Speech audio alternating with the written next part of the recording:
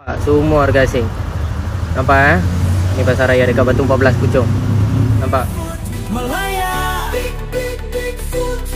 Malaya, bersama kita bangkit suara.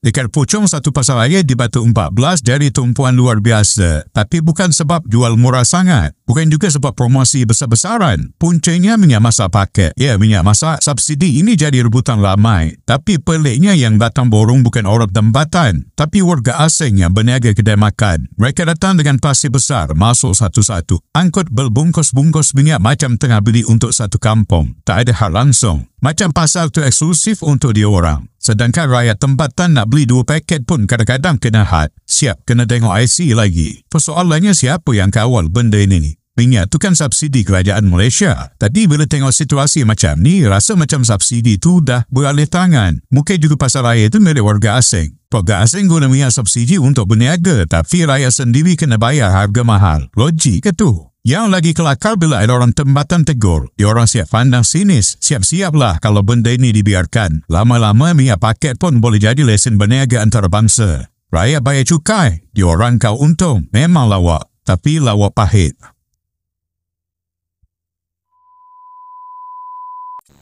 Ni satu kedai ni jual minyak paket kat warga asing. Nampak?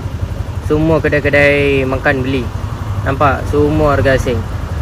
Nampak Ni pasar raya dekat Batu 14 Puchong. Nampak? Semua warga asing beli. Ni dia kerja dekat kedai makan punya orang ni semua.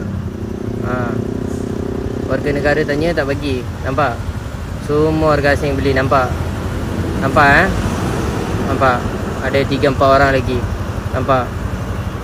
Nampak? Ini semua warga asing beli punya. Ni semua warga asing beli. Nampak? Semua warga asing beli. Semua kedai-kedai makan tu. Kedai Cina. Nampak? Ini 3. Nampak? Semua kawan-kawan dia semua pakai baju yang sama. Tengok. Nampak? Kedai makan beli ni. Batu 14 pasar raya STM rasanya nama dia. Nampak? Semua warga asing beli. Nampak? Mana lagi? Mana lagi? Nampak? Nampak? Packing. Semua staff-staff dia beli. Dia restoran tapi beli di sini minyak paket. Nampak? Nampak Nampak? Kita ambil video, kita viralkan. Bila warga negara Malaysia tanya, dia orang takkan bagi. Nampak? Nampak? Nampak? Nampak semua warga-warga asing yang beli. Nampak? Nampak? Nampak?